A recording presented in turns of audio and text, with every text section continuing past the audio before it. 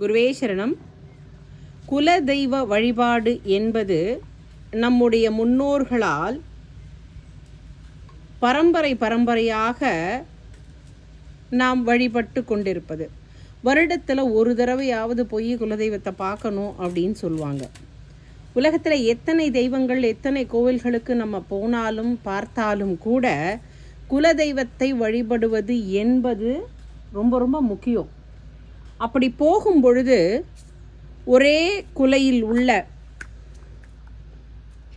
5 இளநீர் இருப்பது போல் வாங்கிட்டு போய் நீங்கள் அதை அவருடைய பாதத்தில் வச்சு தீபமேற்றி வழிபடும் பொழுது நம்முடைய சந்ததிகள் விருத்தியாகும் அப்படின்னு சொல்லுவாங்க.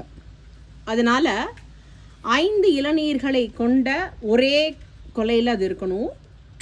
அதை வச்சு ஒரு தீபமேற்றி நம்ம வழிபடுறது அப்படிங்கிறது ரொம்ப ரொம்ப ஒரு முக்கியமான ஒரு விஷயம்.